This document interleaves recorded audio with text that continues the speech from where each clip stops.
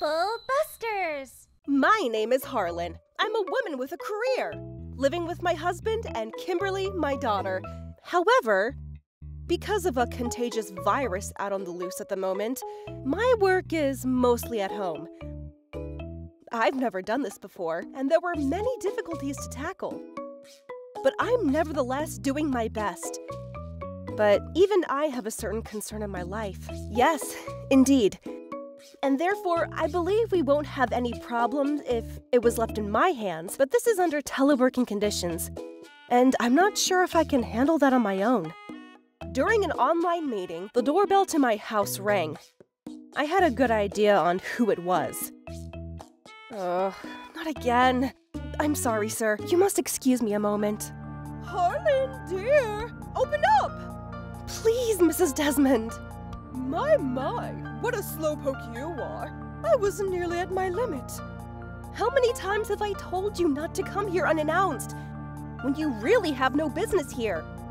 I'm right in the middle of teleworking. Oh my, so you were being serious about that? Such a small-minded girl. I was serious. And my mind is anything but small.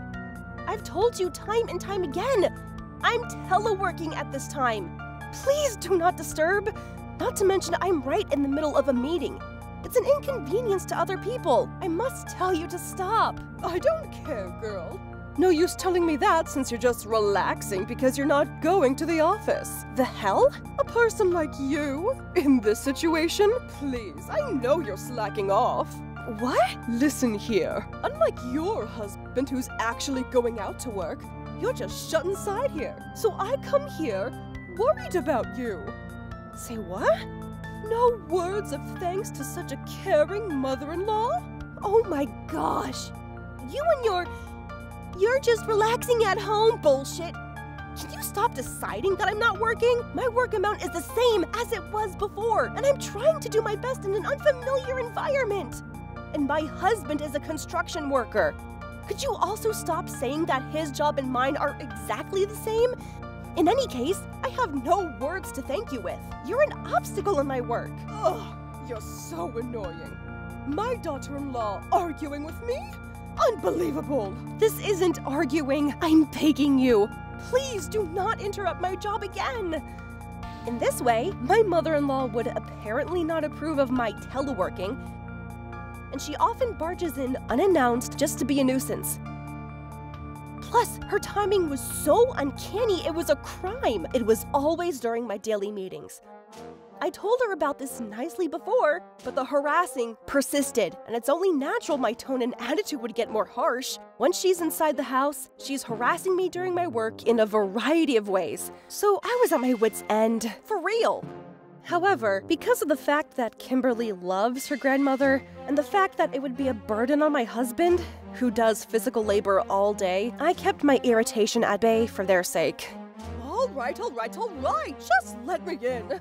It's always about you. Well, poor dear Kimberly is on her own, isn't she? I'll take care of her. Kimberly's at school right now. You're bothering me, so just leave. The housework? I'll do the housework for you. See, the dishes over there? The dishes? I can see them from here. I'm so freaking done! The sound of the vacuum cleaner and washing dishes will be a menace to my meeting. I'm going back to work, so if you'll excuse me, just please leave. I'll stop by again. I get so goddamn tired every day because of this. But after spending time with my husband and daughter that I love so much, that exhaustion just fades away. Such was my life. And one day, that day, for a certain reason, I ordered expensive takeout sushi for lunch. Kimberly was at school, and my husband had arranged to finish work and come home early. As I cleaned the house, I was spending the day relaxing. And then... Harlan, dear, I'm coming in. Oh, hell. My mother-in-law literally let herself in. At that moment, I'd realized that I'd forgotten to lock the door behind me after I came back with the sushi. Of course, it's my fault for not properly closing the door, but who just comes inside someone else's house without knocking or ringing the doorbell? With an annoyed look, I went to deal with her. Oh, it's you, Mrs. Desmond. Not really. I just thought I'd stop by. Any complaints? I do not. Oh, what's this? Sushi? Yes, this is sushi. And it's from Sumo Sushi Place? Isn't that expensive sushi restaurant in front of the train station? Yes, it is. You've hit the nail on the head. Now, wait just a minute. Why the hell is something like this at your house? That's because… No. You don't have to tell me. In any case, you just went and ordered some without permission, haven't you? When my son is still working hard at his job? You dirty bitch! Huh? Mrs. Desmond, please, calm down! Shut up, you whore! Living a life of extravagance while you're just chilling at home and never doing any real work! How dare you live this life when you say you're teleworking? Unbelievable! Unforgivable! As she said so, she reached into her purse, took out a bottle of water, and she poured the contents onto the sushi! What? Hey! Just what do you think you're doing? In a panic, I tried to save the sushi, but it was already too late! The bottle had been emptied more than halfway, and the rice became soggy and unappetizing. It had pretty much become porridge at this point. No. No matter how skilled the chef, sushi this ruined will never be put back together. Mrs. Desmond! Oh, what have you done? Look who's talking! I forbid you from living this kind of life! I only did what anyone would do! But this! Why this far? This is too far, Mrs. Desmond! Do you even know what day it is? Huh? The hell do you mean? I'm home! With uncanny timing, Kimberly had just come home from school. Upon looking at the sushi in a disastrous state, she started to bawl at the top of her lungs.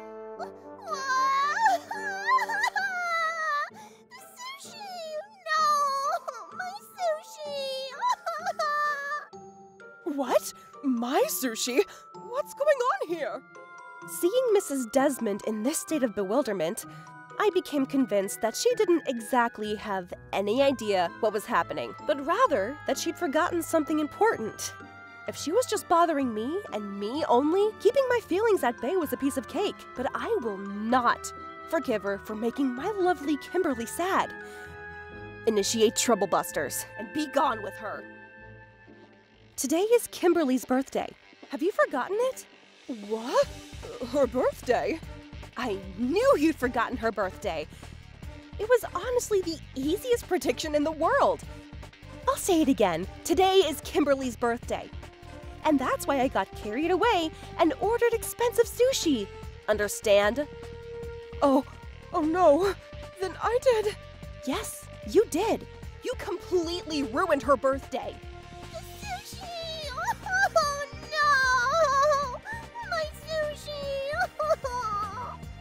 I'm so sorry, Kimberly dear. Granny forgot all about it. And even if you did forget her birthday, when do you ever pour water over someone's food? Don't you think that's conceivable as a human being? Enough from you. Shut up. I'm so sorry, Kimberly darling. Granny will get you anything you want as your birthday present. Okay? So please. Granny, did you forget my birthday? It's okay. I don't need anything from you, Granny. Please just go home. Oh no. Why? I hate you! Just go home. Please, someone get my sushi. I scrounged Mom to get me sushi today, and I was so excited. I worked hard at school today because I was thinking about the sushi. And you ruined it, Granny. Mrs. Desmond, you must forgive me, but could you please leave? It's what Kimberly wants. And also, I'll be telling this to both my husband and Mr. Desmond. Why would… Please, they don't have anything to do with this. They don't? You don't think Mr. Desmond has a right to know that his own granddaughter was hurt? And also, you were bothering me during my working hours? Or have you also forgotten about that? Perhaps that's true. I'm also an adult, so anything hurtful directed at me and me only, I can handle no problem. But hurting my daughter? That's a whole new ballgame, dear. I will never, ever forgive you for this. Get out!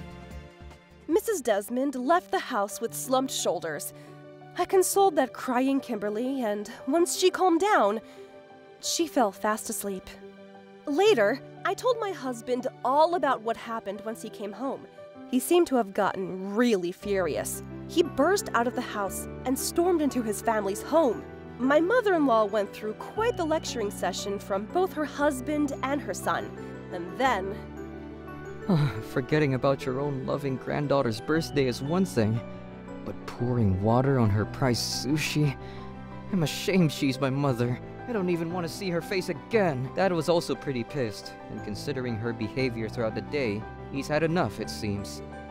He declared he wants a divorce. Later on, through discussion and negotiation, Mr. Desmond divorced his wife, and she was kicked out of the house. Well, one can think that all the wrong she did to people hitherto had finally come back around. The next day, with a heart full of apology, Mr. Desmond stopped by with Kimberly Sushi to celebrate his granddaughter's birthday. Kimberly, dear, happy birthday. I'm so sorry about yesterday. Thank you! I love you, Grandpa! Happy birthday, Kimberly, darling. We have sushi now, and you can eat all you like, okay? Yay! Afterwards, we celebrated Kimberly's birthday properly. Even though she was betrayed by her grandmother, who ruined her favorite food on her own birthday, Kimberly had gotten her energy back. And that was the best birthday party ever. Trouble Busters.